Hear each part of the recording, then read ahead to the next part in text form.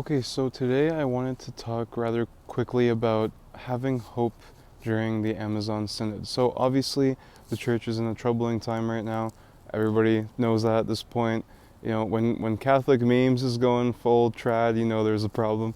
But yeah, no, they've been going more and more trad recently, which I think is cool. But um, so there, we've talked a lot about on this channel about some of the good elements of some of the indirect elements of the Amazon Synod that might have good, I guess, fruits or just like why we shouldn't despair. I've talked about them in other videos. I wanted to make this video just to kind of synthesize all of them and talk about all of them at once. So the first one is, if we believe in the Catholic faith, then we believe that Christ said, um, the gates of hell will not prevail, right? So no matter what happens, God is, paying attention to everything. Everything's happening for a reason, and ultimately things will turn out for the better for the will of God. Okay, number two, Our Lady said her Immaculate Heart will triumph. If we believe in the apparitions of Fatima, and all the other Marian apparitions, and we know that Our Lady's Immaculate Heart will triumph in the end, that we will see a time in the church that will be glorious, that will be um, a hopeful time. So thanks be to God for that. Let's keep praying to Our Lady to make sure that to ask that she may bring that time about swiftly. But in any case, it will come. And the third thing is a bit more practical. So those are supernatural things. Here's a more natural, practical element. Young people, people my age, younger, older, people in their 30s, they are flocking to the Latin Mass. And those who are married are having tons of kids. So traditional parishes are booming. Traditional Latin Mass is booming. In 50 years from now, all your vocations are going to be traditional or traditional friendly. You're not going to have any, it's going to be so hard to find a modernist bishop by that point. There's always going to be infiltration. We're probably going to see some infiltration of like Latin Mass parishes, but I feel like we're going to be a bit better at being vigilant about that now, this time, hopefully. One thing I'm a little worried about is like if the laity has this much power, or like some kind of power over priests, because obviously now we have a much louder voice than perhaps in the past, which perhaps is a good thing now because we're telling people about, or we're trying to demand tradition and truth. Although the problem with that is like, what if the laity had that kind of influence over the priests while the priests were like good and solid and traditional, right? What if the laity suddenly, what if like the modernism becomes the majority again, as it is now? So that's like something that we should worry about in like 50 years. So keep that in mind when you're raising your kids.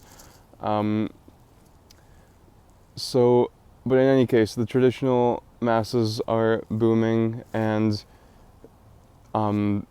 naturally, in however long, we're going to have more traditional priests, more traditional congregations. It'll be awesome. But for now, we're not there yet. So for now, I think it's important to not just wait. We don't have time to wait. We have to also act. So what are the ways that we can act? As we said, obviously pray the rosary every day, go to Mass, go to Latin Mass, practice penances, practice traditional forms of Catholic piety, go to confession as often as you can. That's so you can work on yourself. That's so you can try to grow in holiness, grow in virtues, bring people to Latin Mass, evangelize like that, and share the truth with as many either lapsed Catholics or modernist Catholics as you can, So evangelize by bringing people to Latin Mass. Evangelize, maybe not evangelize, but bring those who have been tricked by heresy back into the Orthodox belief of the Catholic Church. If you're in like a super modernist parish, either just like go to Latin Mass, stop being there if it's not good for you, if it's not telling the truth. Go to a traditional Latin Mass if you can. If you have to drive 2 hours, like do it. It's a pilgrimage, right? Offer it up, or stay and offer it up like that. Stay and convince your priest about the truth. Try to find that common ground. Where can you start talking to a modernist? How can you lead them into the truth of the Catholic faith? It's not easy. I don't know how to do it, but pray about it. Maybe that's a topic for another video, how to convince, how to make a modernist parish into a traditional parish in 37 very difficult steps. But anyways, keep praying.